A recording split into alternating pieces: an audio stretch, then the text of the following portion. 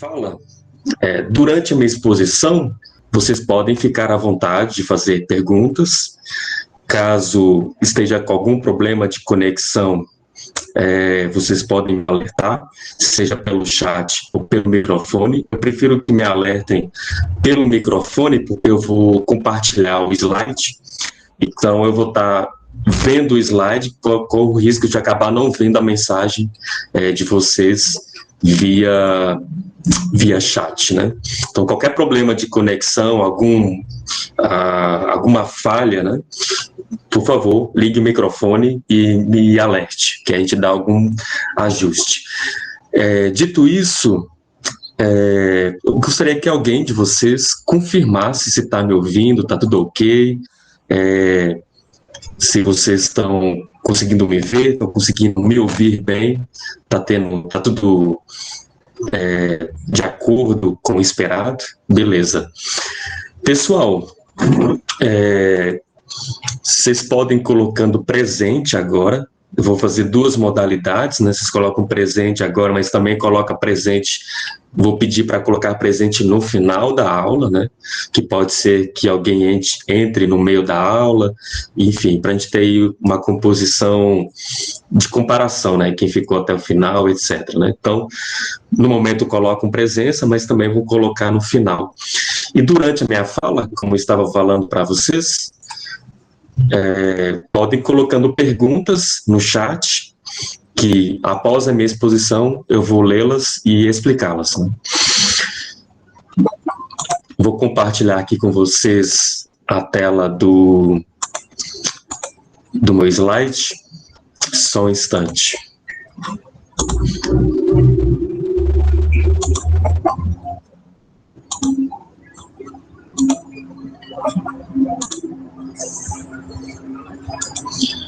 Pessoal, alguém pode confirmar via microfone se está vendo o slide na tela? Consigo, professor. Ótimo. Pessoal, quero agradecer a presença de todos vocês, uma boa noite. Para quem não me conhece, eu sou o Lucas Fernando Gonçalves, professor de Filosofia do Instituto Federal de Brasília, do UFB, Campus São Sebastião, e aqui a minha tarefa é colaborar um pouco na avaliação que vocês vão ter em breve do PAS, ou de repente de outras provas, né, para poderem ingressar na universidade, seja o Enem, seja o vestibular também. Então, conforme está aí na tela de vocês, vamos abordar dentro de 1 hora, 50 minutos, pode ser que passe, pensar acerca do que é filosofia política. Obviamente, não a filosofia política de toda a história, né? De um aspecto somente delimitado que eu vou falar, que é a modernidade. Então, para fins de recapitulação, nós sabemos muito bem que a história, então aqui a nossa aula vai focar em falar de filosofia política na modernidade e, obviamente, vou falar de um aspecto histórico, né? Vou falar de um transcurso do tempo. Não vou focar em um autor específico. Vou falar de vários autores, já que é para poder contribuir aí um certo resumo do pensamento filosófico da política moderna. Retomando. Então, vocês devem relembrar muito bem que a história da humanidade, a princípio, ele é dividido em várias etapas, para tornar isso mais didático para o nosso entendimento do tempo. Então, nós temos a Antiguidade Clássica, né, um momento histórico, e só permitir o pessoal entrarem. Tem vários alunos entrando, eu tenho que ficar autorizando. Então, nós temos a Antiguidade, nós temos a Idade Média, temos a Idade Moderna e, atualmente, nós chamamos de Idade Contemporânea. A Idade Moderna é o que vamos focar no momento para entender o que é a filosofia política. Inclusive, foi aonde surgiu os conceitos tão debatidos hoje de direita e esquerda, né? Então, o pensamento moderno, ele nasce numa perspectiva de uma certa crítica ao período histórico anterior, que é a Idade Média, como vocês podem ver na tela. A Idade Média, nas aulas de história, vocês devem estar lembrados, que é um período que tem um grande poder religioso cristão. O poder religioso cristão que aqui está em controle é a Igreja Católica, até porque as igrejas protestantes, como a igreja fundada por Lutero, o luteranismo, o calvinismo de João Calvino, ou seja, e as demais igrejas evangélicas, né, as igrejas de denominação protestante, foram surgir depois da Idade Média, foi surgir na Idade Moderna em diante. Então, na Idade Média, o grande celeiro de concentração de uma ligação política estava na mão da religião cristã, na figura do Papa. Então, nós temos aqui um período que tem um foco na verdade em Deus. Esse Deus, obviamente, é um Deus cristão, um Deus da revelação evangélica. Quando eu falo evangélico aqui, dos evangelhos, né? É um Deus da tradição da qual é revelado a partir da perspectiva de Cristo, né? Então, o foco de nós entendermos aqui como que surgiu essa diferenciação. Nessa época da Idade Média, nós sabemos muito bem que vivia-se em comunidades, o sistema feudal, ou seja, havia um senhor do feudo, ele tinha ele era um senhor do território, tinha um território muito grande, normalmente era murado, era uma forma geográfica que havia muros, castelos, e ali era o poder econômico que esse senhor feudal tinha, era de contratar alguns artesãos, de contratar algumas pessoas que pudessem fazer um trabalho para ele. Entretanto, não era uma forma industrial, não era um poder capitalista, né, da economia que foi surgir na Idade Moderna. Então, era uma forma de troca, de serviço. O artesão e o cavaleiro davam serviços para o seu senhor feudal, e em troca eles tinham a proteção de ficar em seu território. Bom, na Idade Moderna, que já é por volta do século XVI, oi. A gente não tá vendo o slide. Não tá vendo slide? Não. Achei que tinham confirmado. Então, deixa eu voltar aqui. O que aconteceu aqui? Desculpem. Eu achei que alguém tinha me dito que estava um vento. Vou abrir aqui novamente. E aí vocês me confirmam.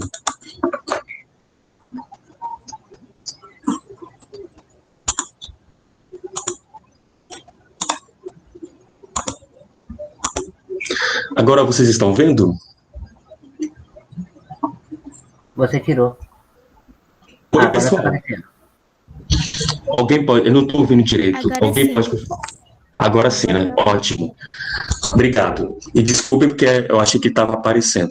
Enfim, aqui tem a tela dividida para vocês. Vocês, de repente, podem tirar foto, tirar print, não sei como vocês estão vendo, se é pelo celular, enfim. Então, nós temos a Idade Média, que é um período totalmente religioso, cristão, católico. E ele que tinha um poder político, principalmente na figura do Papa, e também na figura do senhor feudal, ou seja, esse senhor que tinha uma certa estrutura, quase como um rei, naquele território. Enfim, já na Idade Moderna, a partir do século XVI, isso vai ser transformado. Há um questionamento sobre esse poder clerical, que, ou seja, o poder religioso da Igreja Católica. Começa aqui, por exemplo, a Contra-Reforma, ou seja, a Reforma Protestante. Começa aqui pessoas que eram vinculadas à própria Igreja Católica, mas que estavam contra a forma que ela realizava a sua evangelização. Então, a figura do Lutero foi um desaguarque, foi um divisor de águas. O Lutero era um padre, era um sacerdote da Igreja Católica, mas ele rompe com a própria tradição que ele fazia parte, e ele funda uma tradição, continua sendo cristão, mas ele coloca uma outra denominação, que é a Igreja Luterana. Então, a partir disso, começam a surgir outras comunidades cristãs. O cristianismo não fica focado somente na Igreja Católica, como era na Idade Média, então aqui começa a haver uma fragmentação na tradição cristã. Esse é um ponto.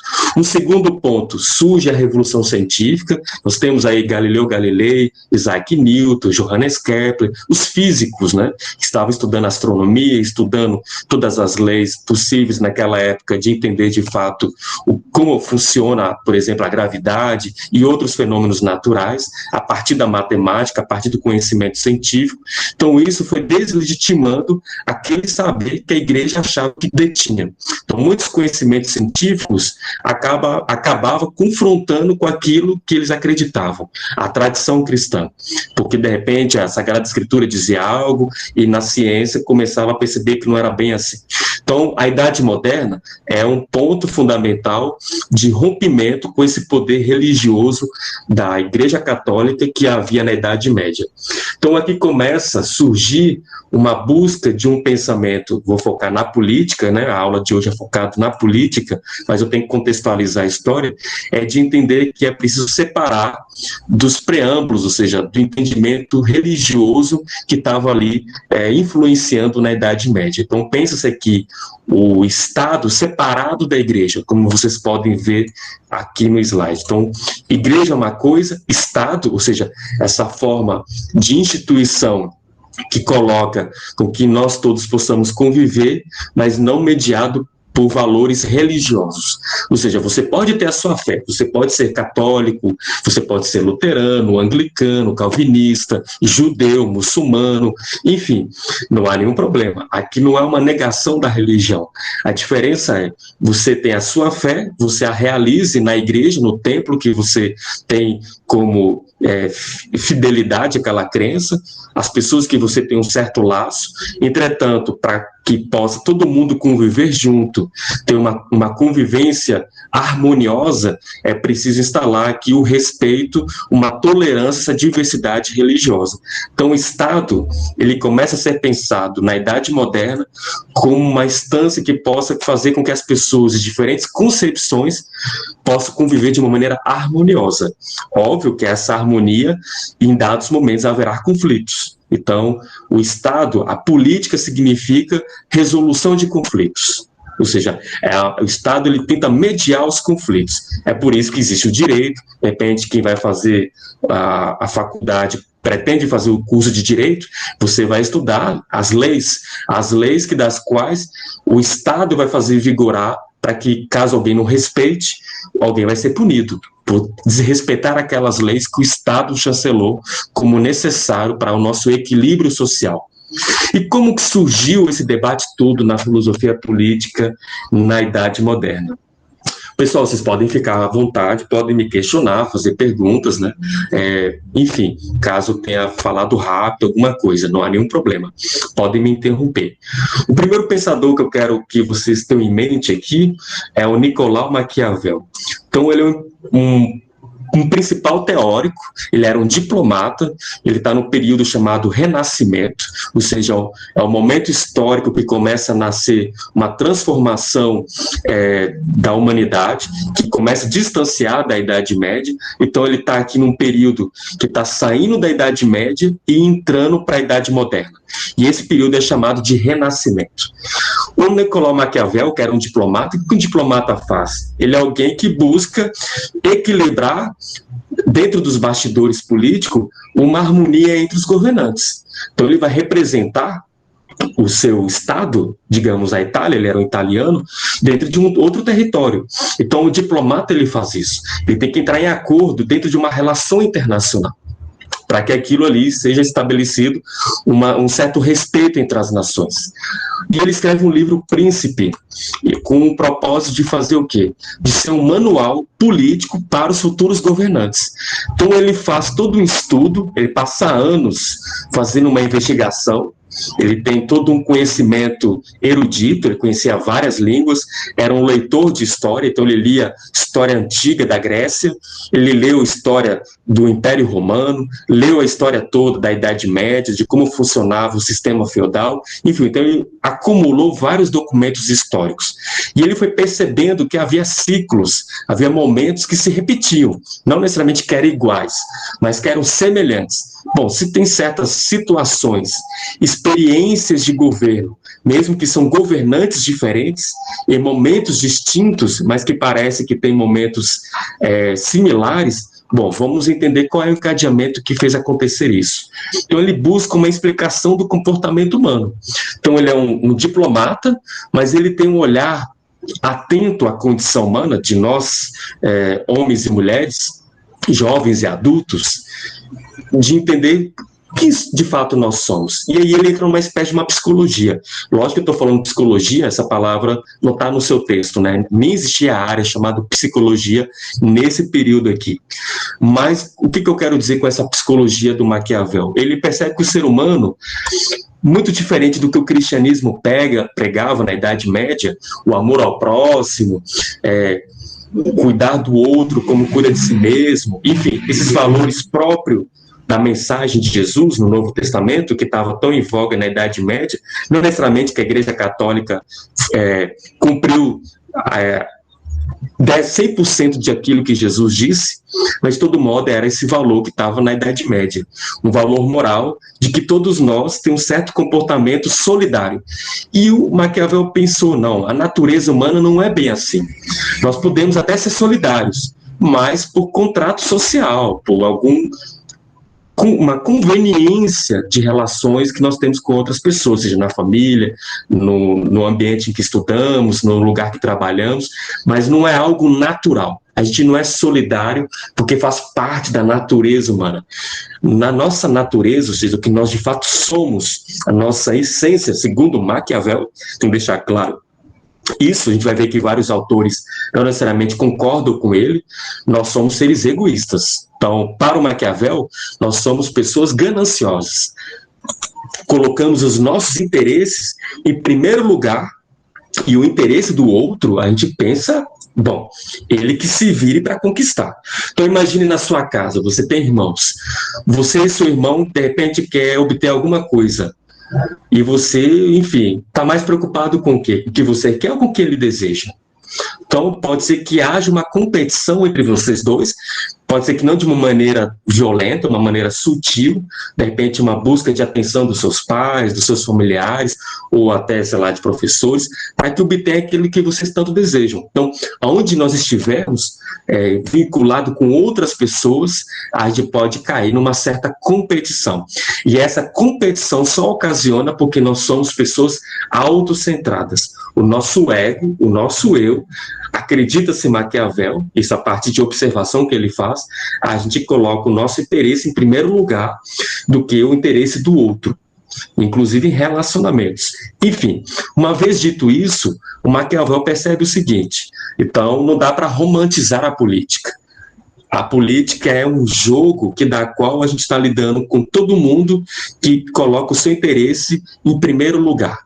Então aí é o primeiro vespeiro que o Maquiavel compreende. A gente tem que saber seduzir a pessoa com quem a gente está relacionando.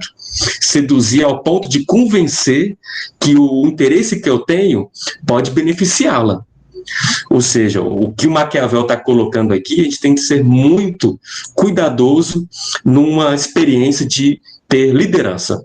Então, o livro O Príncipe, ele está escrevendo para aqueles que querem ser líderes, para aqueles que querem governar, para aqueles que principalmente querem ser de repente, o rei daquela nação, ou, digamos, hoje, né, um presidente, ou um primeiro-ministro, ou algo do tipo. Mas, de repente, alguns de vocês que têm interesse de ser empreendedor, que queiram ter uma empresa, a leitura do Príncipe é necessário, porque o papel daquele que preside uma instituição, seja um governo, ou seja uma empresa, ou seja, comandar uma família, é você ter o aspecto de liderança. E ele percebe o seguinte, e que muitas vezes cai em provas, né? Tem dois elementos principais para todos aqueles que querem governar, e precisa saber governar bem. A virtude.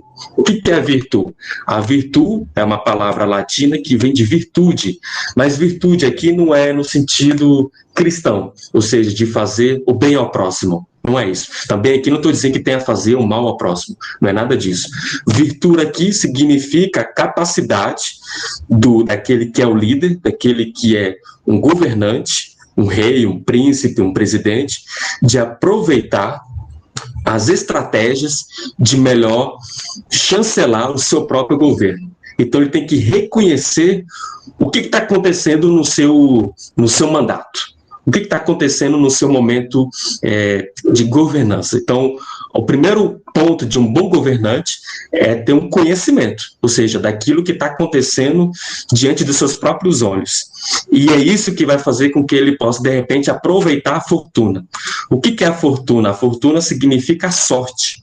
Então, 50%, segundo Maquiavel, é você ter estratégia. Estratégia significa o quê? É expertise, é esperteza. A pessoa ela tem que ter um plano de governo. E esse plano de governo, mesmo que é somente para viabilizar o seu poder, naquele lugar que você está, mas você tem que fazer convencer todo um grupo social de que você no poder vai estar beneficiando toda a sociedade. Então ele tem que ter uma esperteza, uma estratégia, de fato corresponder ao interesse do seu público, da qual vai colocá-lo ali naquela instância de governo. Esses 50%. Os outros 50%, ele vai ter que fazer uma boa leitura. Uma leitura do quê? Do que está acontecendo no seu momento histórico. Então, se acontece, de repente, uma ameaça de uma guerra, será que aquele que está presidindo tem que realmente acatar aquela ameaça e ir para o fronte, levantar toda uma comitiva de soldados para que aquela guerra ocasione? Será que vai realmente beneficiar ao poder que ele quer se manter? Então, o governante, segundo Maquiavel, ele tem que estar atento àquilo que ele vai ter de retorno da sociedade, ou seja, para que ele possa se manter naquele poder. Então, vamos pegar um exemplo atual, né? Não vou dar um exemplo da época de Maquiavel, porque vai demandar muita contextualização histórica. Veio a pandemia em 2020. Bom, a pandemia, de fato, veio no final do ano de 2019, como vocês bem sabem. Mas no Brasil e outros países, a maioria foi ter aquele choque a partir da segunda semana de março de 2020. Então, eu recordo que no dia 13 de março de 2020, estávamos todos nós no Brasil assustados.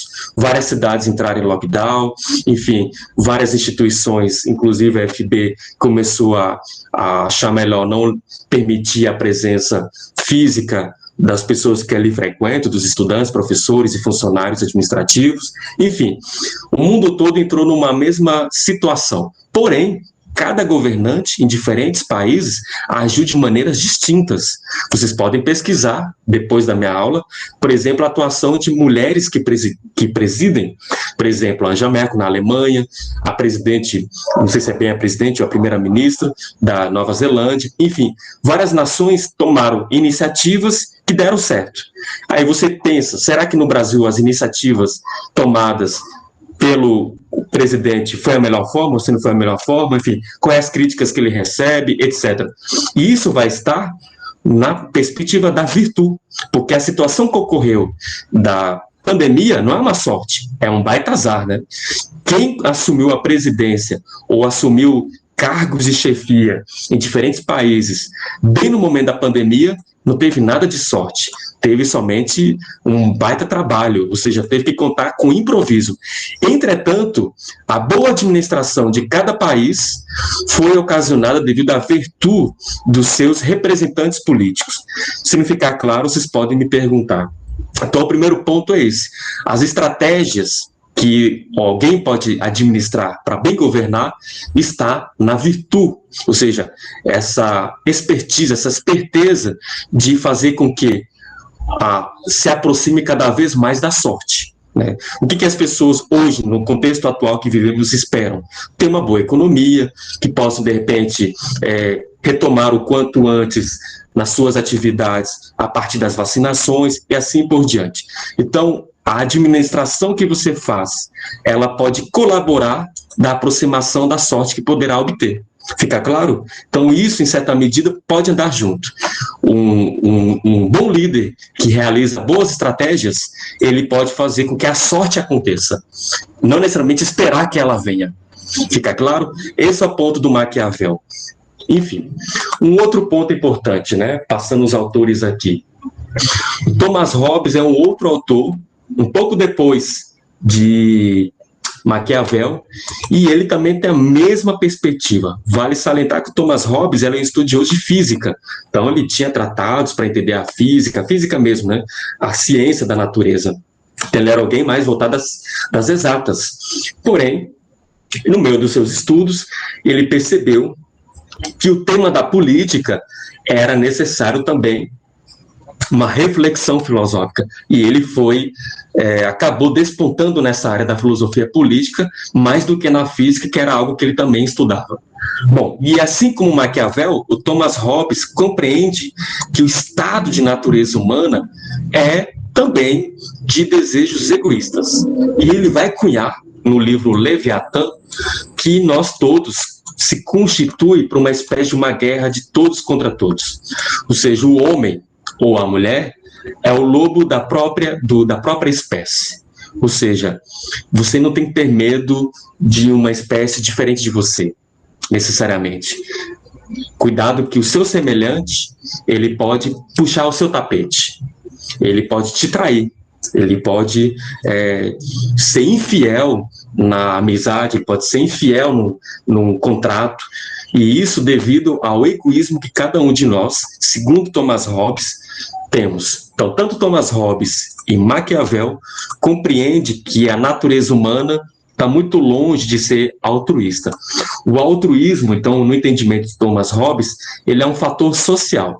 Ele pode advir a partir de educação, a partir de valores, de repente, religiosos, a partir de uma escolha moral, mas não porque nós, dentro da nossa essência interna, do nosso ser, intrinsecamente, nós não nascemos de maneira altruísta.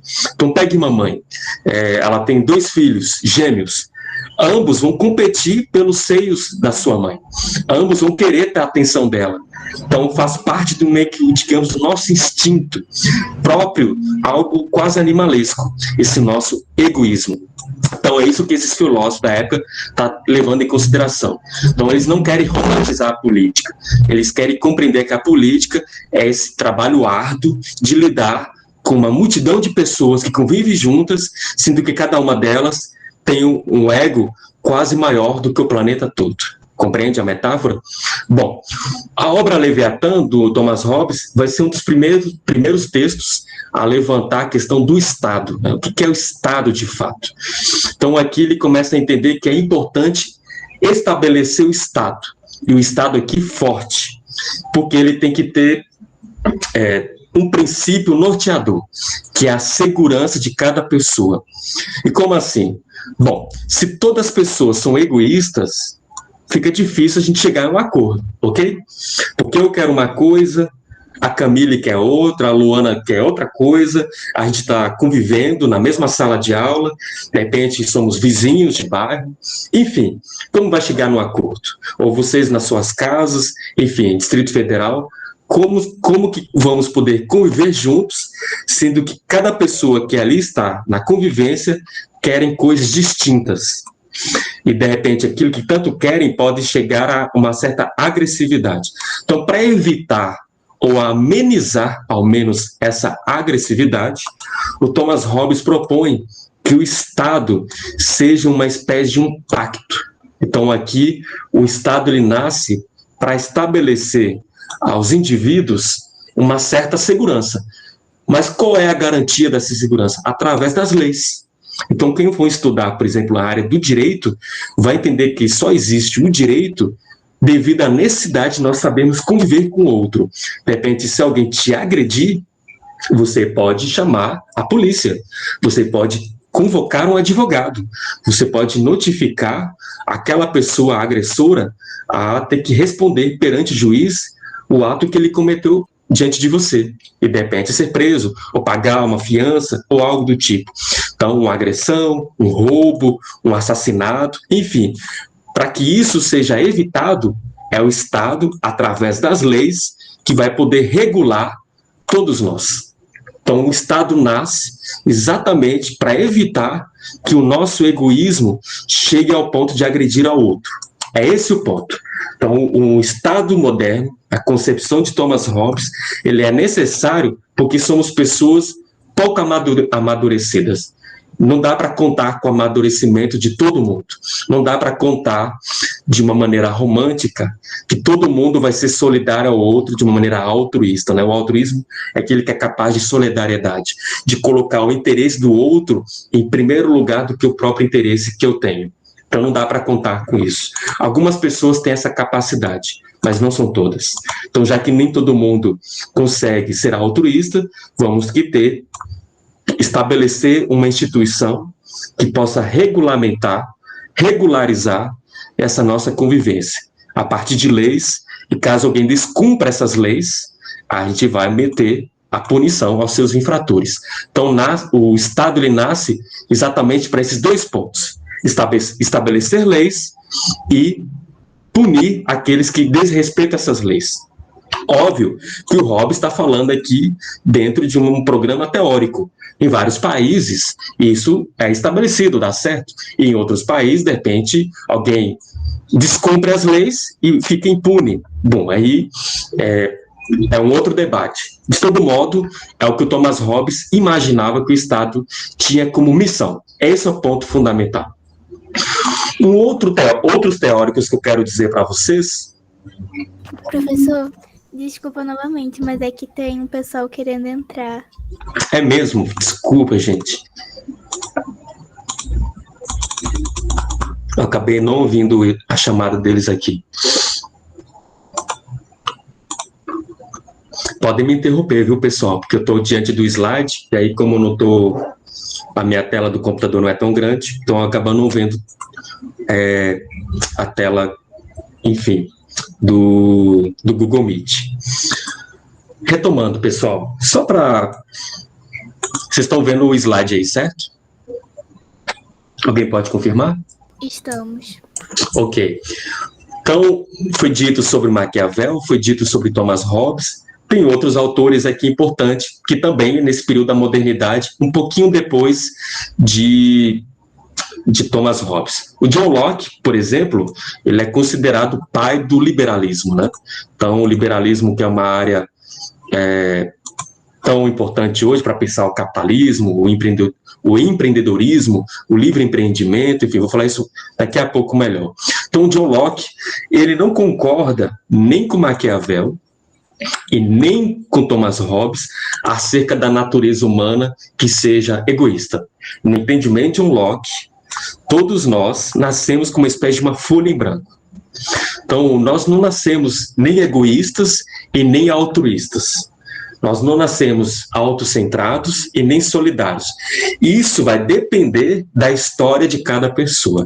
Essa é a concepção do John Locke. Então, cada pessoa vai desenvolver egoísmo ou solidariedade a partir das experiências ao longo da sua formação, a partir do contato de valores da sua família, na escola, na tradição religiosa que ele faz parte, enfim.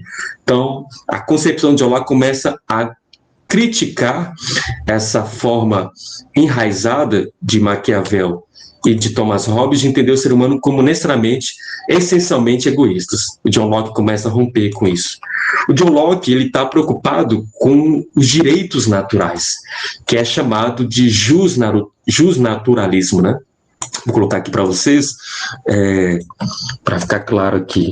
Justnaturalismo, ou seja, os direitos naturais, que são direitos que não é necessariamente que o Estado vai garantir.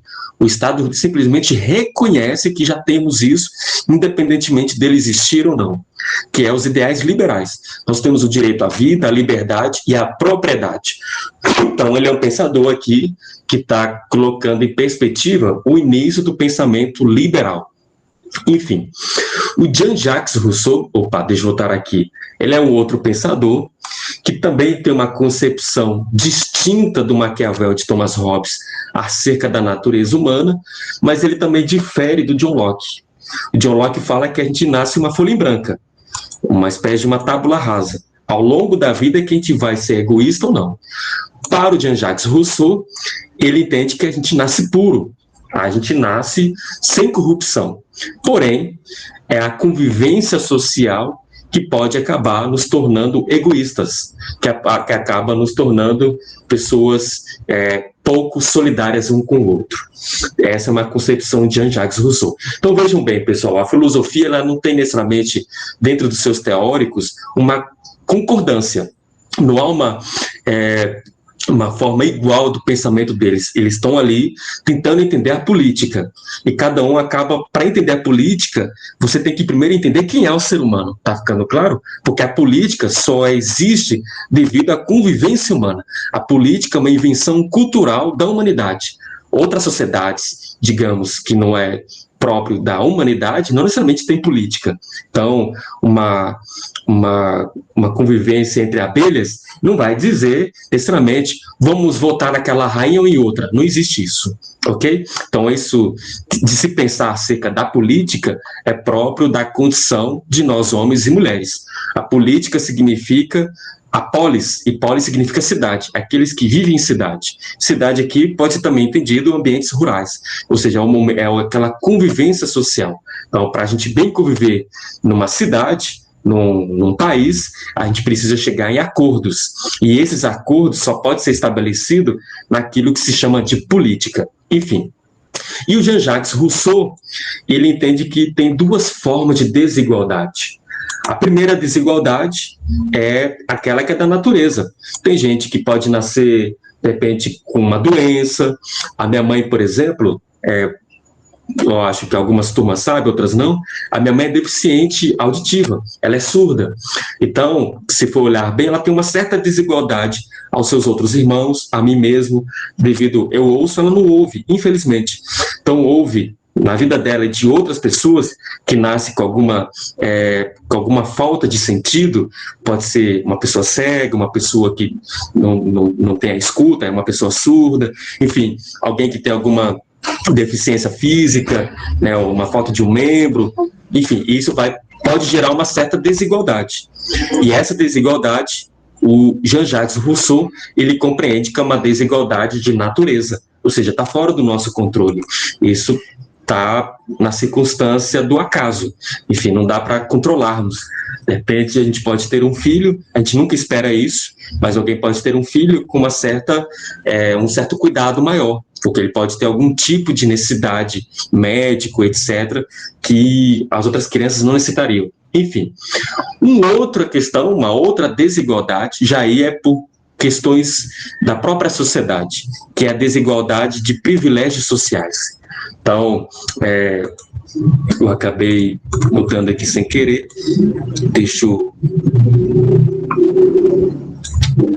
eu acabei mexendo aqui, mas as outras desigualdades aqui é de privilégio social.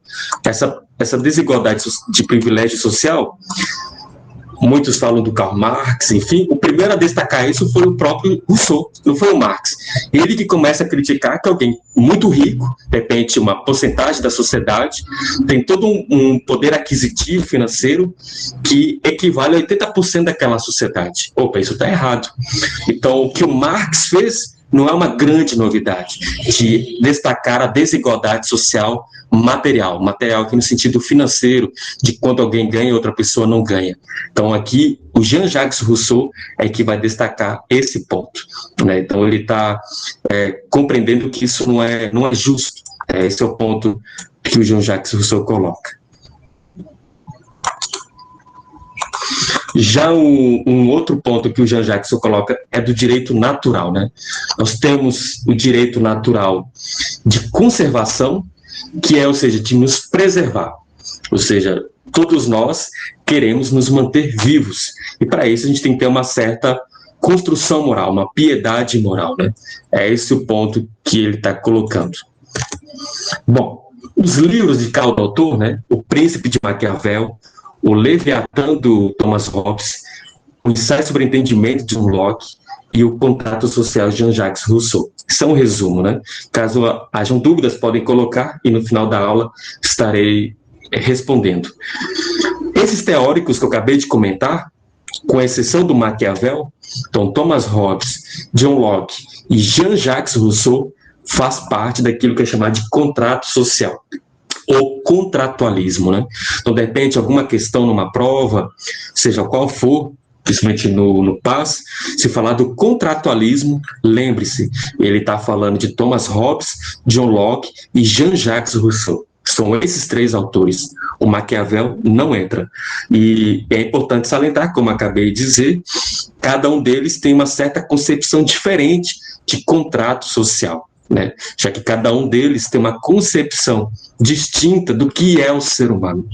Enfim, vou salientar aqui o pensamento liberal que está sendo tão discutido nas redes sociais, na política do Brasil, até nos Estados Unidos, enfim. O liberalismo pensado por John Locke, ele tem como prerrogativa um grande texto que é a Carta sobre a Tolerância, né? Esse livro, John Locke é um pensador britânico, né, da região da Inglaterra. E ali tem uma certa divergência religiosa. Tem pessoas anglicanas, tem pessoas católicas, tem pessoas calvinistas, nós estamos falando da Idade Moderna, né? Então, ele, ao observar que as pessoas que tinham concepções diferentes de religião, muitas vezes chegavam em brigas muito violentas, de agressão física. E ele escreve essa carta sobre a tolerância. Então, o pensamento liberal, ele começa a ser fomentado exatamente num período histórico em que é importante ter a liberdade religiosa de cada indivíduo até a religião que ele deseja. Então você não pode deslegitimar o outro pela religião que tem, por ser distinta da sua. Então o liberalismo é exatamente essa força política de ser uma forma política, digamos, laica, né, o laico, Estado laico. O que significa isso? O Estado que não está vinculado a nenhuma religião, mas o Estado laico, ele não nega a religião. Muito pelo contrário, o Estado laico, ele tem que garantir a manifestação de qualquer religião, seja um judeu, seja um muçulmano, seja as diferentes denominações cristãs que existem. Então, a Carta sobre a Tolerância é exatamente esse texto primordial do pensamento liberal para o direito do indivíduo, seja quem for, a ter a religião que desejar. Então, o Estado, ele não pode falar em nome de Deus, até porque diferentes religiões pregam a sua divindade de maneiras diferentes. Então, tenha muito cuidado com alguém que se diz liberal, mas que tem como lema, no seu governo, a palavra Deus. Tem algo de errado. Porque o liberalismo clássico, pensado por John Locke, ele tem a prerrogativa de que não vai governar em nome de Deus. Ele vai governar em respeito que você acredite no Deus que você desejar. É esse o ponto. Nesse período histórico, pessoal, então a minha aula está aqui focando em política, então está batendo na história da modernidade, eu vou apresentar aqui algumas declarações que fez por ser uma contribuição do pensamento liberal, esse pensamento que nasce na região da Inglaterra, da Grã-Bretanha, que acaba influenciando os Estados Unidos, e que até hoje é um modelo para muitas pessoas, né? É o que deu base para o capitalismo, enfim, mas não só o capitalismo, é o que deu base, inclusive, para pensarmos a valorização do indivíduo, né? De quem somos nós na sua particularidade, já que o liberalismo, ele valoriza a propriedade privada, que a primeira coisa que nós temos como propriedade é o corpo. É isso.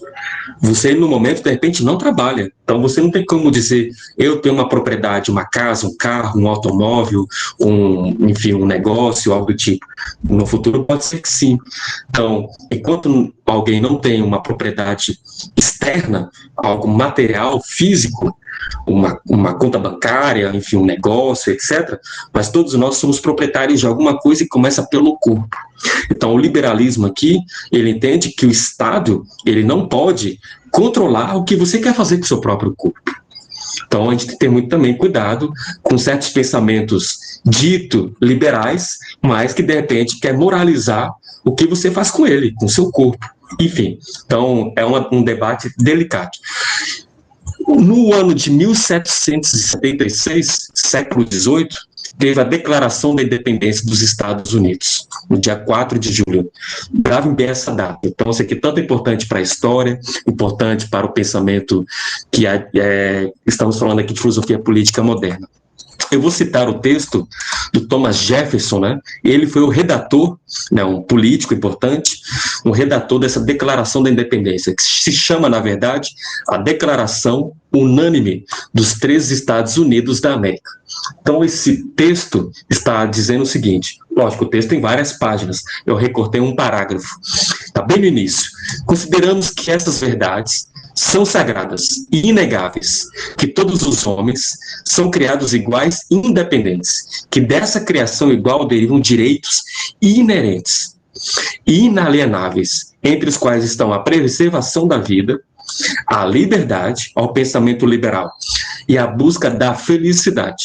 Eu vou repetir aqui.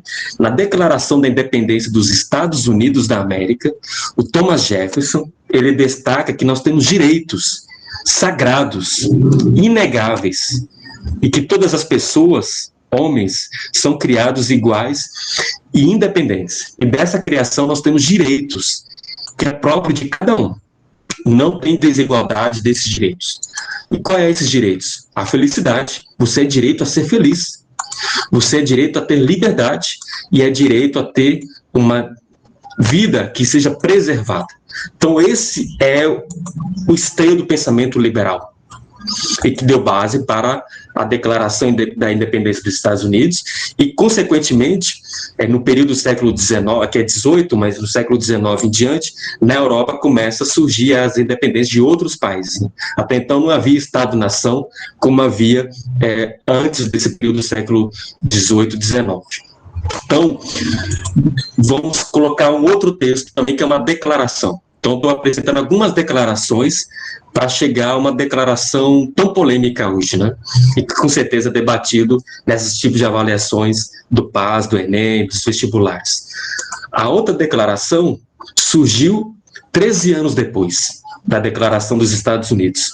A outra declaração surgiu na França e se chama Declaração dos Direitos do Homem e do Cidadão, que vai afirmar o seguinte: a salvaguarda das liberdades individuais. Ou seja, volta aqui o pensamento liberal, ou seja, de você priorizar o que o indivíduo deseja ser. E os homens, aqui também entende as mulheres, os homens nascem e permanecem livres e iguais de direitos. Isso é o que vai dar base à ideia, por exemplo, de isonomia, né? Isonomia significa igualdade nos direitos. Todos nós somos iguais perante as leis. Isso está no Estado de Direito. Quem for estudar faculdade do curso de Direito, na Unip, por exemplo, vai ter que estudar o que nos faz fazer parte desse pacto, né, desse contrato social. Esse contrato social, ele nasce aqui, a partir do pensamento liberal, dos direitos que nós temos. Quais esses direitos? Acabei de dizer, começa aqui no pensamento da Declaração da Independência dos Estados Unidos. A liberdade, a preservação da vida e a felicidade. A Declaração de 1789, ele vem corroborar mais ainda.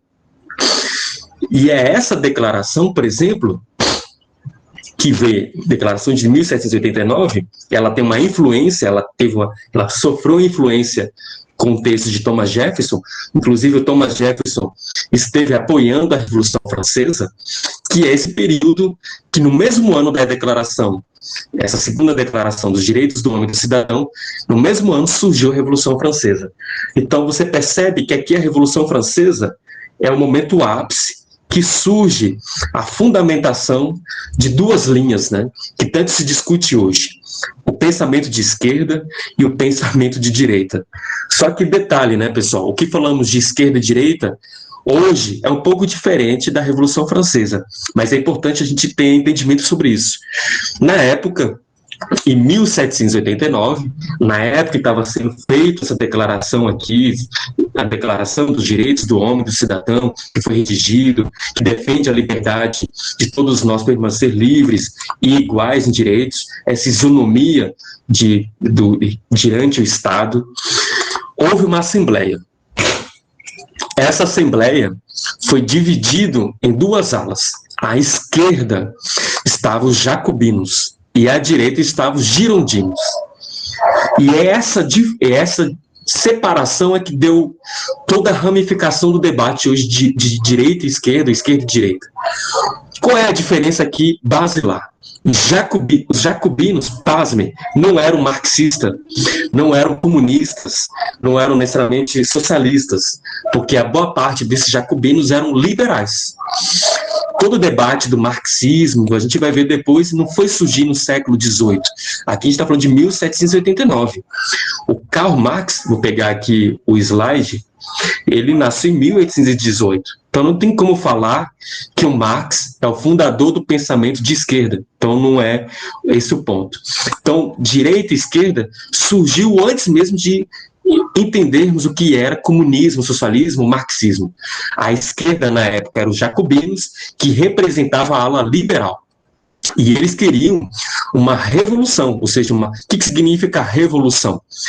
É importante anotarem, significa uma transformação radical, ou seja, uma mudança imediata e rápida.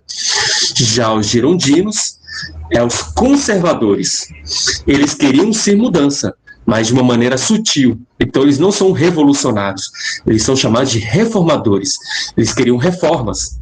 E por que eles são conservadores? Porque aquilo que estava dando certo, os governos anteriores poderiam se manter. Então, aquilo que está dando certo, não precisa erradicar, não precisa deixar de estabelecer aquele tipo de política do antigo regime.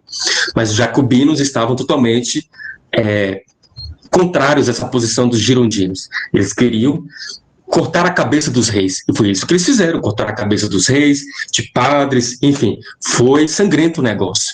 Não vou entrar no mérito de dizer se isso foi ruim, se foi bom, ou etc. O fato que é um momento de um acontecimento histórico. É isso que aconteceu, independentemente se nós estamos de acordo ou não. Então, os jacobinos e os girondinos, eles estavam totalmente em pontos de serem adversários. Mas vejam bem, eles não eram inimigos. Ok? Eles não eram inimigos, eles eram adversários.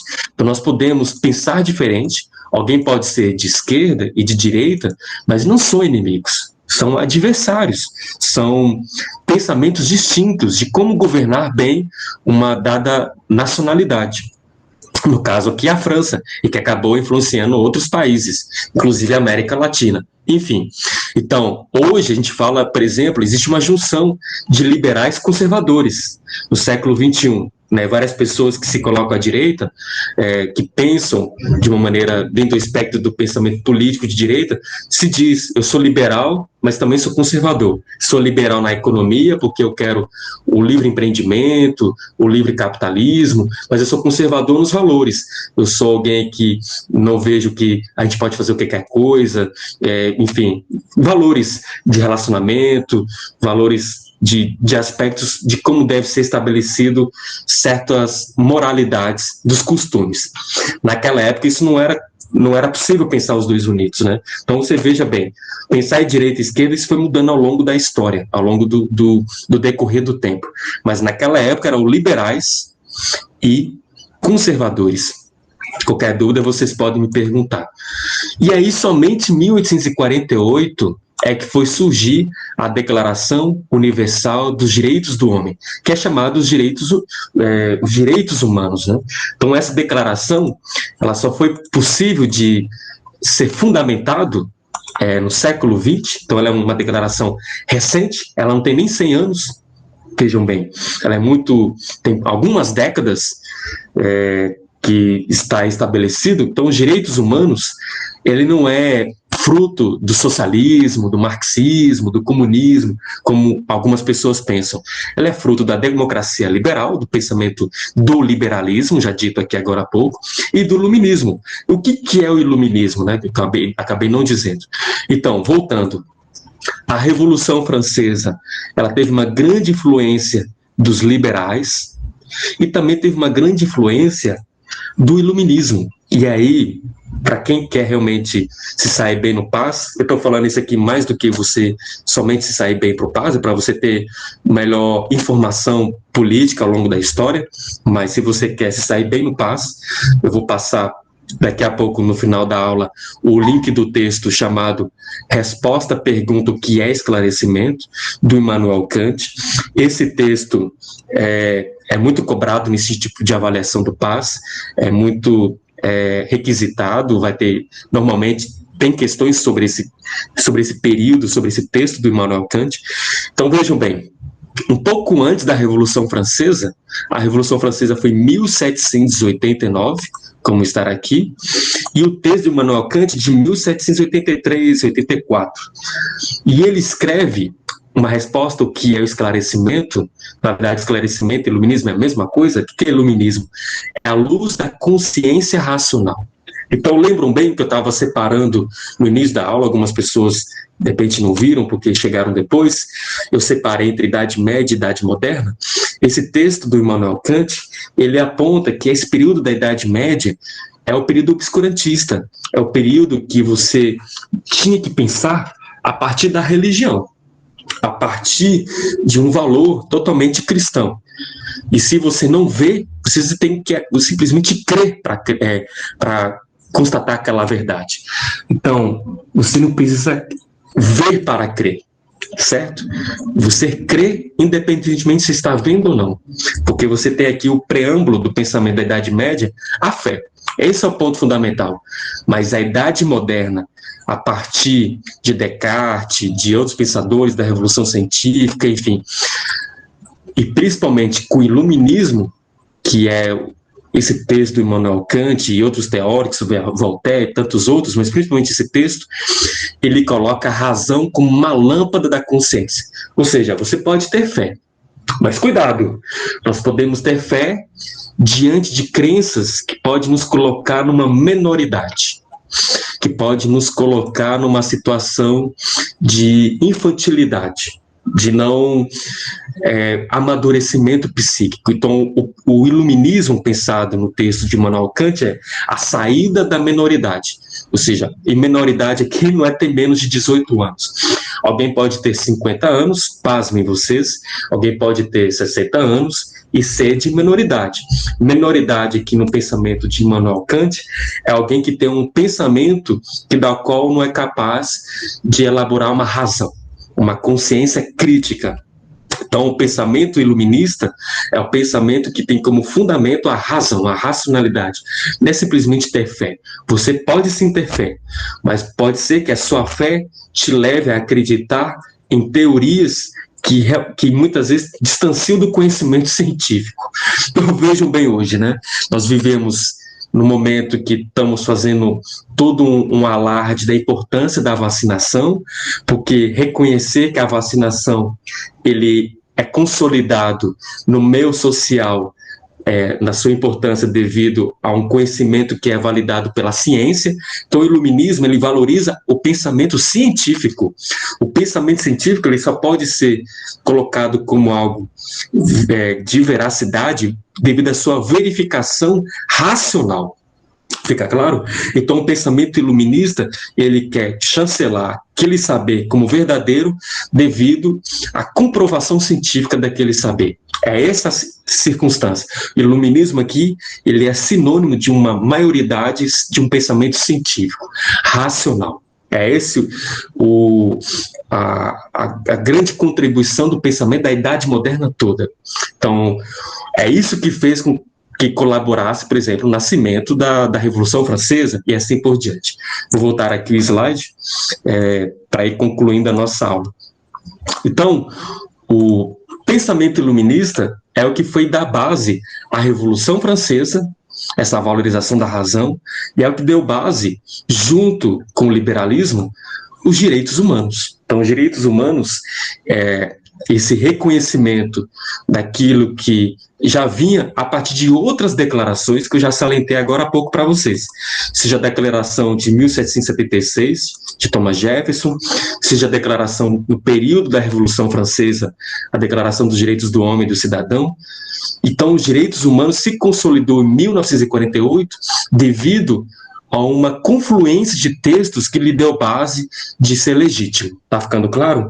Então, não foi o Manifesto Comunista do Karl Marx ou algo do tipo que fez fundamentar os direitos humanos. E tudo isso está dito para quem tiver interesse, obviamente, não necessariamente para fazer a prova do PAS, não é preciso essa leitura, é uma leitura acadêmica, é mais lido para quem está na universidade, mas de repente você tem interesse, está aqui uma historiadora que escreveu esse texto, A Invenção dos Direitos Humanos, e ela que argumenta muito bem toda a historicidade da influência liberal e iluminista para a formação dos direitos humanos dentro do nosso cenário político.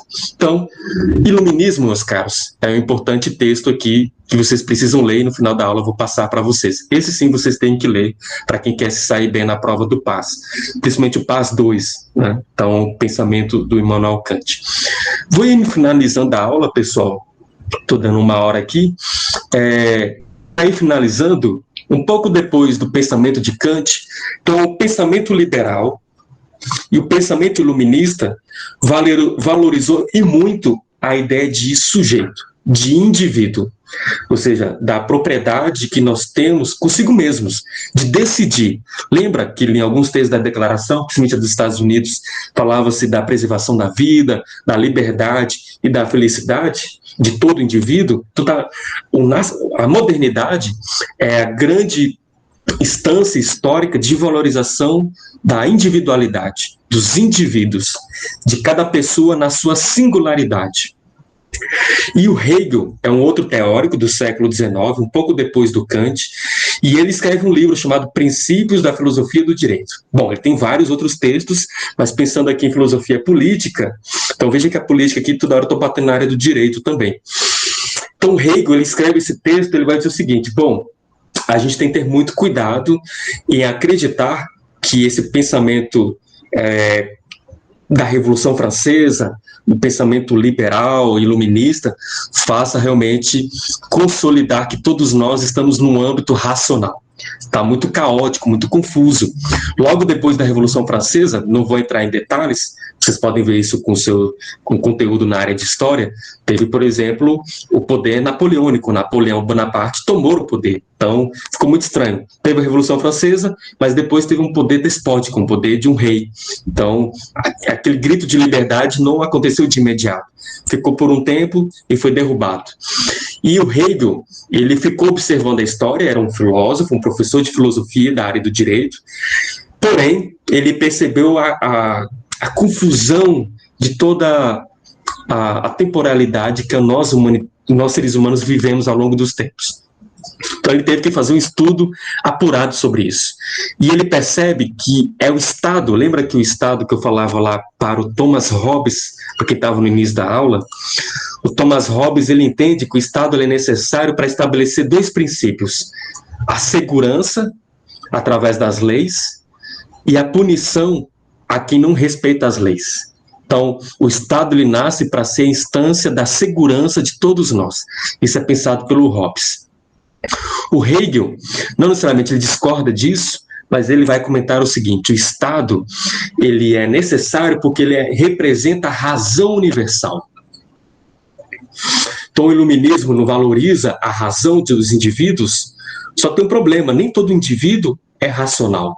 Nem todo indivíduo tem um comportamento totalmente de uma maioridade, de uma consciência responsável por si mesmo. Tem pessoas que têm um comportamento de rebanho, vamos colocar assim.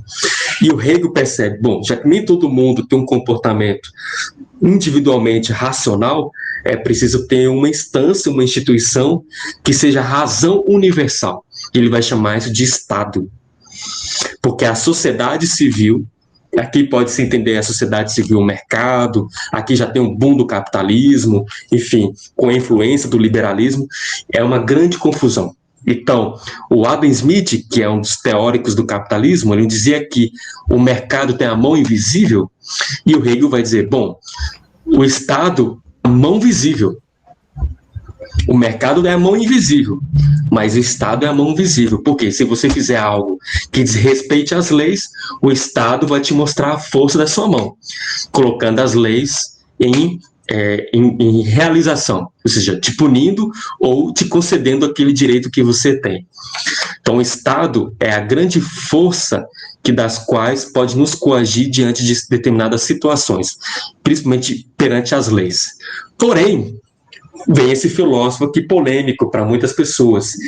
E um dos primeiros textos do Karl Marx, ele que era um grande estudioso de Hegel, ele escreve um livro criticando a obra do Hegel. O Hegel escreveu Princípios da Filosofia do Direito e o Marx escreve Crítica da Filosofia do Direito de Hegel. Então, essa obra, o Marx era um jovem, tinha menos de 30 anos, e ele vai para o parágrafo comentando o texto de Hegel. E ele compreende o seguinte: bom, o Estado, pensado pelo Hegel, não significa a razão universal. Segundo Karl Marx, aí um outro divisor de águas, aí que começa a nascer uma nova esquerda, porque até então a esquerda que existia era uma esquerda mais liberal, e aqui começa a perceber uma nova esquerda, uma esquerda que é socialista, e é aquilo que chamamos de comunismo, enfim. Então aqui no século XVIII começa a nascer outras vertentes de política, né? Então aqui eu estou fazendo uma historicidade, uma genealogia, a gênese da política moderna. E aqui o Marx, de beber minha água aqui,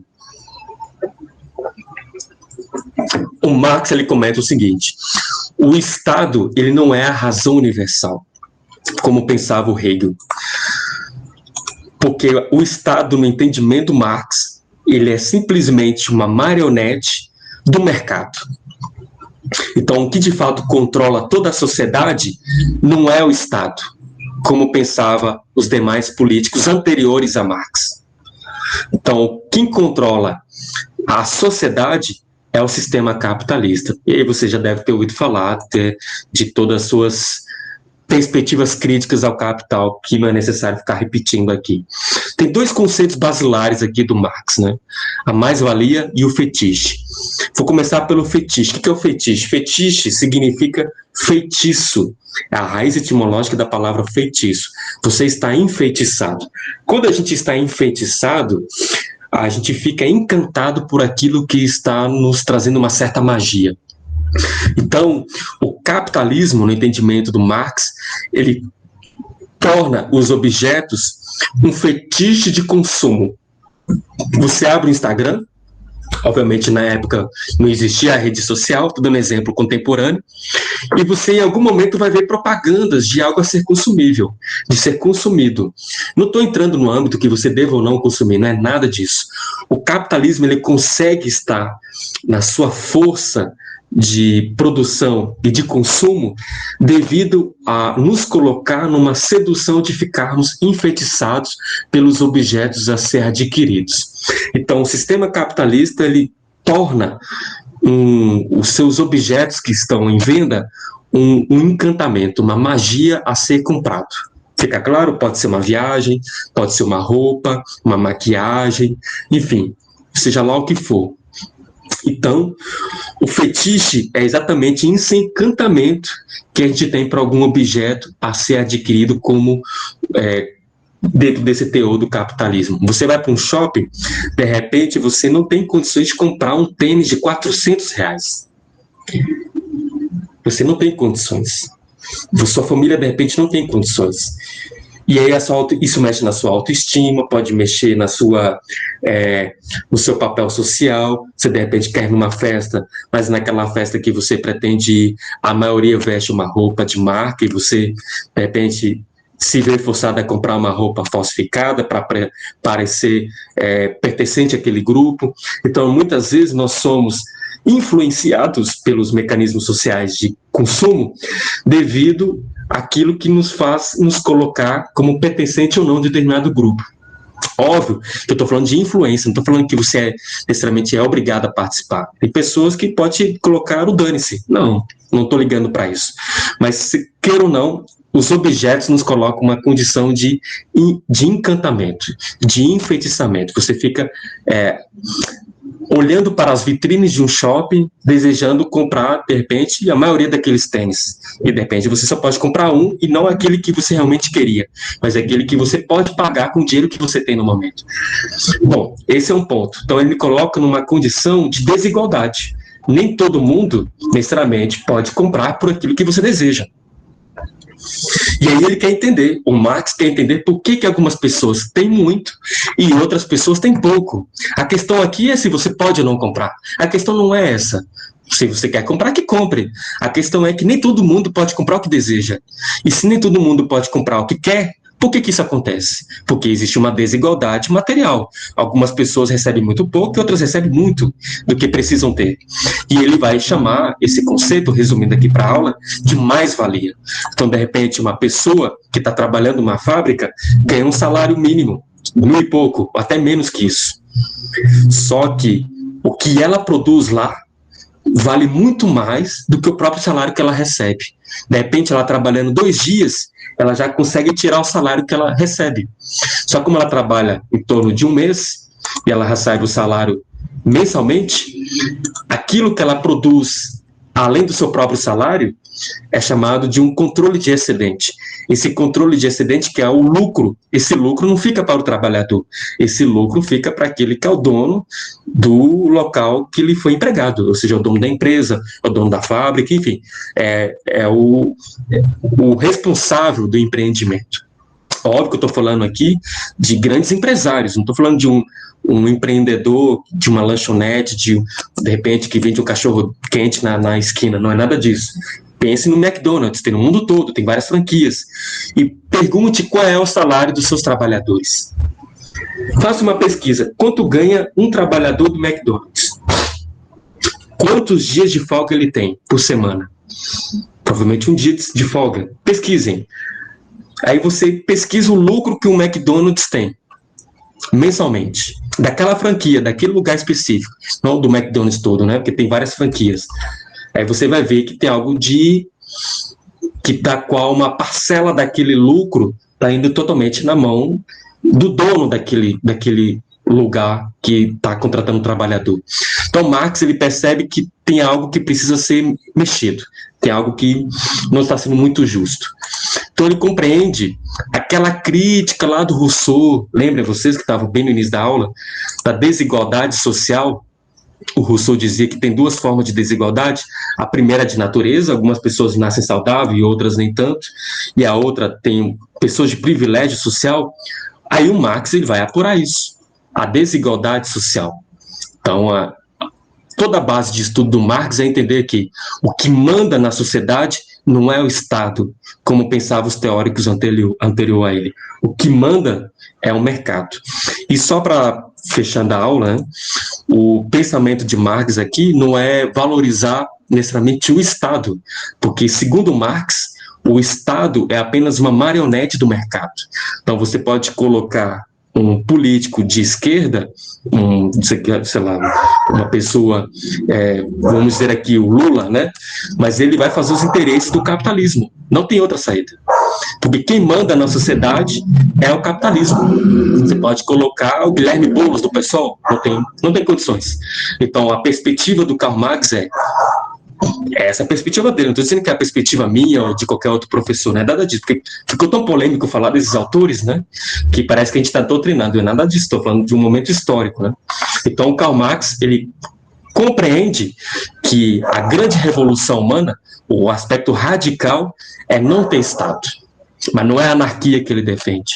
Então o Estado, ele só faz à vontade dos seus grandes burgueses, do seu grande empresariado. Então esse é o ponto crítico do Marx. Ele não quer uma emancipação política. O Marx, ele entende que a emancipação política, a Revolução Francesa já permitiu. Quando houve a Revolução Francesa, os liberais, né, os burgueses que tomaram o poder, ficaram no lugar dos reis, da monarquia, que instituiu o capitalismo, etc., fez a emancipação política, né? Eles emanciparam os direitos, digamos, de empreendimento, de mobilidade social. Se você, de repente, nasceu pobre, de repente você pode ficar rico. Isso é possível no capitalismo. Óbvio que nem sempre acontece com todo mundo, mas pode ser que isso seja possível. Muito diferente da Idade Média. Se você nasceu camponês na Idade Média, você morre camponês.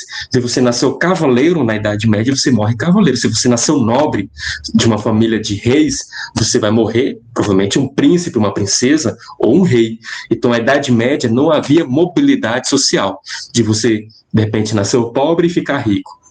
Então, no período da Revolução Francesa, com o capitalismo, com o liberalismo, o Marx reconhece. Houve sim essa possibilidade de emancipação, aquilo que os liberais falam de meritocracia. Só que não dá para ver todo mundo com oi. Isso foi a revolução da burguesia, né? Contra Isso, a Revolução Francesa.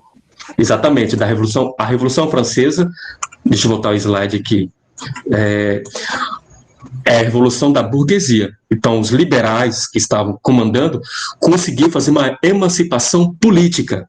E isso aconteceu. O que o Marx propõe não é emancipação política. O que o Marx propõe, e não estou aqui dizendo que ele está certo ou nada disso, mas é para a gente entendê-lo, é uma emancipação social. Onde entra o DMDM, né? Desculpa, não entendi o que você falou. É onde entra o DMD, né? Dinheiro, mão de obra, dinheiro. Não vou entrar nesse aspecto bem detalhado, mas de modo geral, o que o Marx está pensando é o livre desenvolvimento de um só pode se justificar se todos têm um livre desenvolvimento. Vou voltar à frase. O que o Marx está defendendo é a emancipação social, que todas as pessoas possam ter o cultivo do livre desenvolvimento. Aqui, na sociedade liberal, né, emancipado pela Revolução Francesa, os burgueses, apenas quem está na burguesia é que tem a emancipação, ou melhor, que tem o seu livre desenvolvimento. Mas quem está na condição de proletariado, que é o que o Marx vai chancelar, que está ali na mão da força de trabalho, trabalhando numa fábrica, tem que pensar, pessoal, no século que o Marx está falando é século XIX, que é a Comuna de Paris, ele é um pensador do século XIX, ele nasce em 1818, morre em 1883, então ele nasce no início do século XIX e falece no final do século XIX, aqui é a Revolução Industrial. E aqui vale salientar que as pessoas trabalhavam 18 horas na fábrica, aqui havia trabalho infantil, de crianças. Hoje isso não é admitido. Vocês que estão assistindo minha aula estariam trabalhando no século XIX, não estariam assistindo a aula. Vocês não teriam direito ao conhecimento. Então, os ditos comunistas, os socialistas do século XIX, eles estavam querendo o quê? Reduzir a carga horária de trabalho. Se hoje nós podemos trabalhar no máximo 12 horas diárias, trabalhar 40 horas ou 44 horas semanais, é porque houve uma luta no século XIX para que diminuísse essa carga horária de trabalho. As pessoas trabalhavam além das próprias condições físicas que eles podiam lhe manter. E comia-se muito mal. Diga-se de passagem, não tinha direito a férias, enfim, isso que nós chamamos hoje de direitos trabalhistas foi uma luta de movimentos, queira ou não, vinculados a uma ideia mais própria ali desse pensamento do Karl Marx e, enfim, os demais denominadores ali próximos do autor. Então, esse é o histórico que eu quis colocar para vocês, pessoal. O resumo do encontro, que é importante vocês relembrarem. Vimos, quem chegou depois, essa aula está sendo gravada, eu vou editar o vídeo e vou disponibilizar no meu canal no YouTube, a Pilar também vai disponibilizar esse vídeo que está pelo Meet, acho que no site aí do que vocês fizerem inscrição, não sei como vai ser, mas eu vou disponibilizar no meu canal também. Então, nós vimos no encontro de hoje Virtude e Fortuna do Maquiavel, vimos o que é contractualismo ou contrato social, dentro de uma perspectiva de Hobbes, Locke e Rousseau, vimos a origem dos direitos humanos.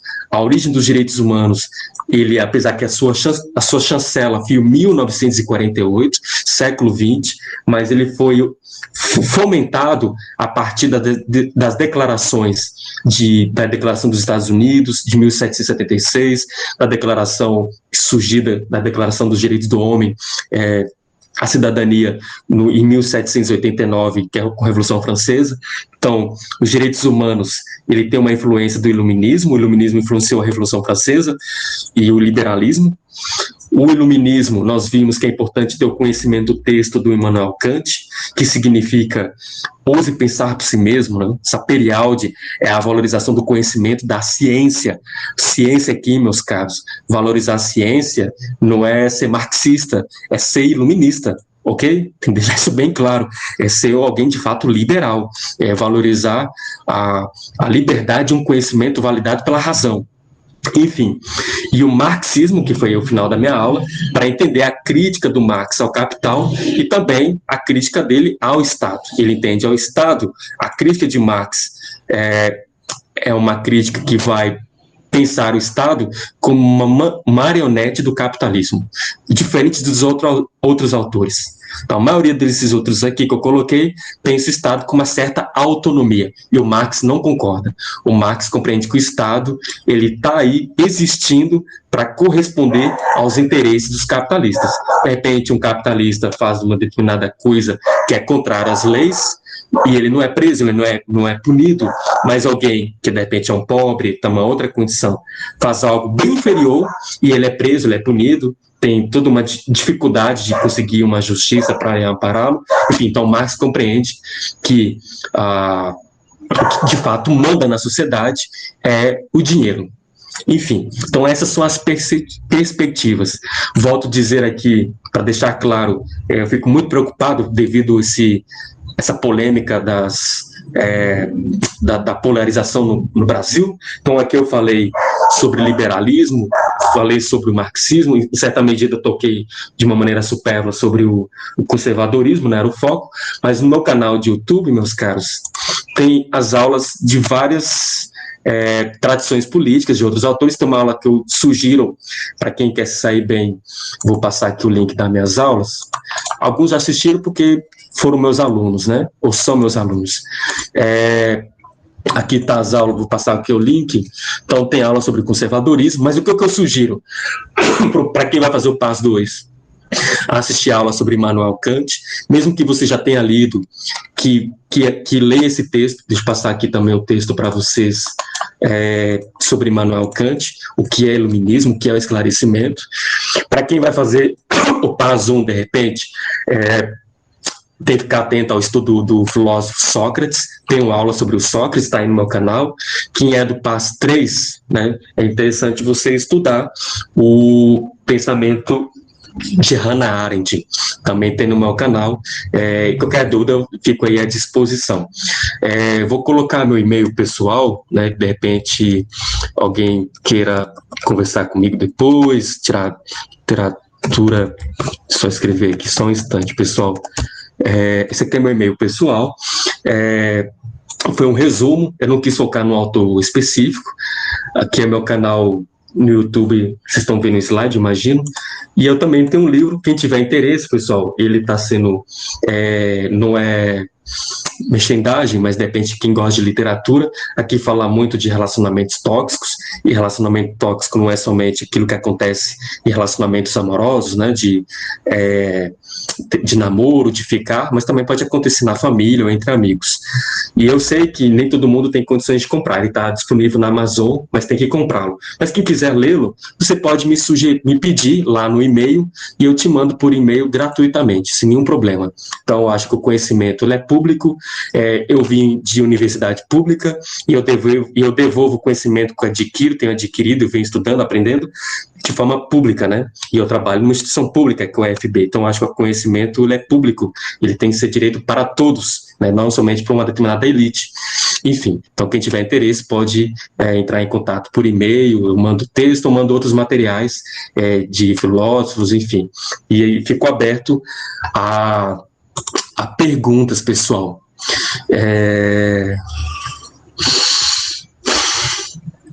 Eu sei que eu falei muito rápido. Engenheiros do Havaí, deixa eu ler tudo que vocês escreveram. Pessoal, pode escrever presente, né? Pode escrever no presente. Quem se sentir contemplado, que já foi o suficiente, não se sinta obrigado para permanecer nesse momento de perguntas, então vou escrever no presente. E agora, quem quiser, eu fico aqui a hora que vocês quiserem. Podem fazer perguntas e eu vou respondendo. Só vou fechar aqui meu vídeo do celular. Eu vou ler o que eu vi que o Bom, tá escrito aqui skit oficial. Pode falar, meu caro. Boa noite, primeiramente. Eu cheguei um pouco atrasado porque eu não sabia o horário que ia começar a aula. Eu cheguei bem aqui pro final. E queria saber se você ia disponibilizar os slides que você passou. Ah, bacana você dizer. Eu posso disponibilizar o slide, só não sei como eu vou fazer para disponibilizar. Eu vou passar para a professora Pilar, certo? E aí a professora Pilar deve ter um meio de encaminhar para vocês. Então eu vou disponibilizar. Obrigado por ter feito essa pergunta aí. Vou disponibilizar assim. E o vídeo, para quem me perguntou, vai ficar gravado e eu vou editar. Vai ter 2 vídeos, né? Então esse aqui eu vou mandar para a Pilar disponibilizará para vocês. E o que eu estou gravando no meu celular eu vou editar, né? Então é isso. Murilo, pode falar. Professor, você não ia postar no chat um texto que era sobre esclarecimento? Eu postei. Eu postei, Murilo. Pode ser que fugiu aí. Vou postar novamente.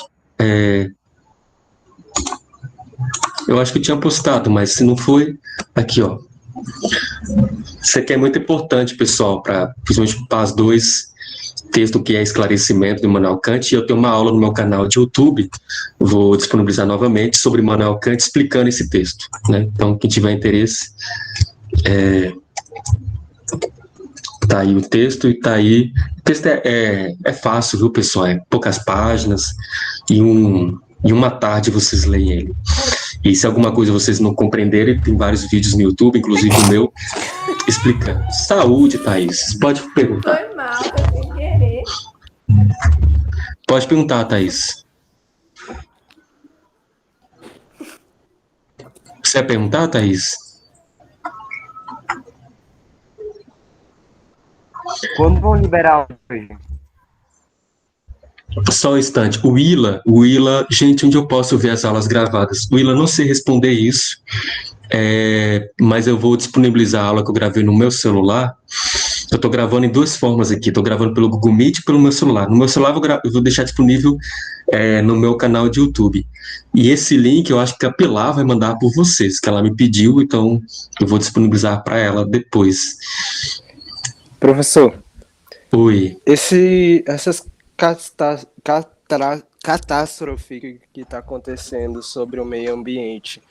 O que você acha sobre isso? Ele é uma grande causa sobre o capitalismo, não? Com certeza. Eu vou ser bem cuidadoso na resposta dessa pergunta, Cláudio, por uma razão. Eu não tenho conhecimento científico, ou melhor, conhecimento econômico suficiente sobre as empresas responsáveis, como, por exemplo, aconteceu em Minas Gerais, em Brumadinho, anos atrás, a Vale do Rio Doce, que teve também responsável lá em Mariana, também em Minas Gerais, e agora próximo a Belo Horizonte, se não me engano, em Nova Lima, teve uma barragem, não foi cedida, mas a água acumulou devido às chuvas e acabou acumulando e alagando a região algumas partes da região de Belo Horizonte, e Nova Lima, que é uma cidade próxima. E Congonhas, que é uma cidade histórica, eu digo isso porque eu estou em Minas Gerais. Eu sou mineiro, sou do interior de Minas, estou em Montes Claros. Quando deu a pandemia, eu vim para cá, peguei meus livros todos e vim para Minas Gerais, e eu estou com a minha família. Então, eu sei que em Congonhas, que é uma outra cidade histórica, inclusive próximo entre aspas, né, próximo ali 1h30 de Belo Horizonte, ela está com uma barragem que também está com risco de ceder, enfim, então me parece, pensando de uma maneira sem muito aprofundamento, Glauber, tem 2 fatores. Tem um fator ambiental, tem muita chuva que está acontecendo desde novembro, e nós estamos em metade de janeiro, está chovendo muito em Minas Gerais. Então tem esse fator, que a razão eu não sei, porque está chovendo tanto assim. Se é um efeito isso é responsável pela interferência humana, aquecimento global, eu não sei explicar. Então acho que alguém especializado poderia dizer por que está chovendo tanto assim em Minas e no sul da Bahia. Isso é um ponto. O segundo ponto, então alguém pode explicar isso melhor, alguém da geografia e da biologia, né? O segundo ponto é aí, de fato, tem uma responsabilidade das mineradoras. Então, aqui em Minas Gerais, tem muitas mineradoras e elas parecem que não cumprem as devidas, os devidos critérios estabelecidos pela fiscalização. Então, há aí, muitas vezes, uma toma lá da cá, né? Uma forma de corrupção. Pode ser que a fiscalização vai lá, diz que fiscalizou, recebe o dinheiro por fora, dá uma anuência que está tudo ok nas barragens, e quando acontece o que está ocorrendo no momento, aí tem todos esses problemas, né? Enfim, o que é interessante salientar, pessoal, eu não vou entrar no mérito só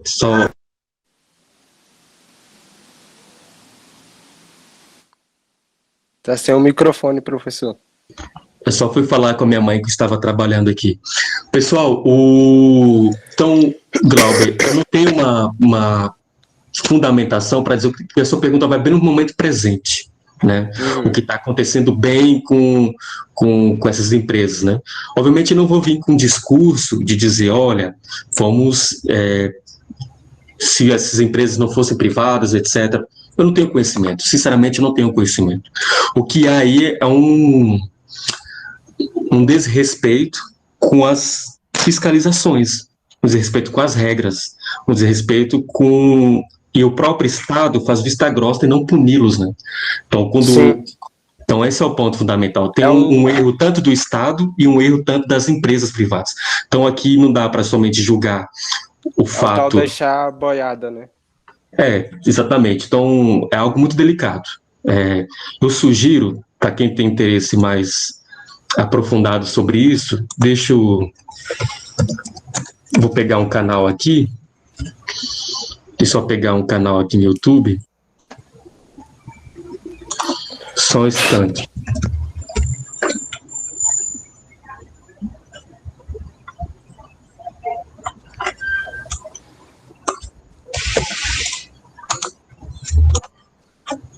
Só um instante, Glauber, eu vou pegar um canal aqui para...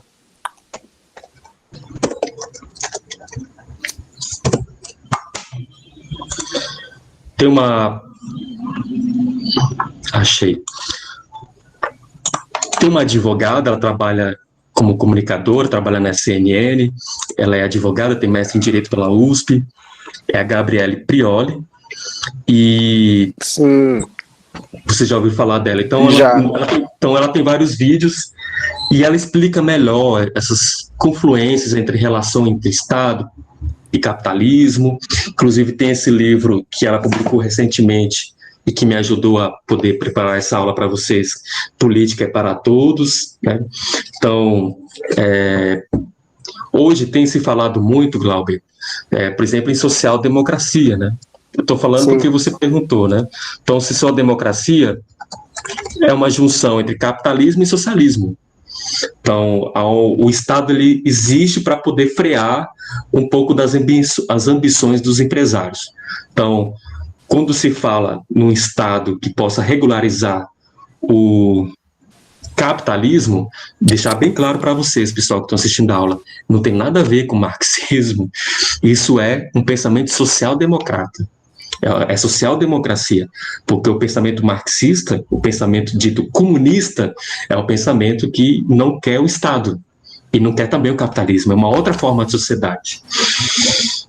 Então, a social-democracia é uma forma de instituição que o Estado tem o poder de punir as instituições capitalistas que muitas vezes podem desrespeitar, de repente, leis ambientais e algo do tipo, né? Então, esse é um ponto para esclarecer. Então, nem todo mundo de esquerda, tem que deixar claro, é necessariamente comunista, porque dentro do espectro da esquerda tem comunista, social-democrata, enfim, até liberais, como eu coloquei bem no início.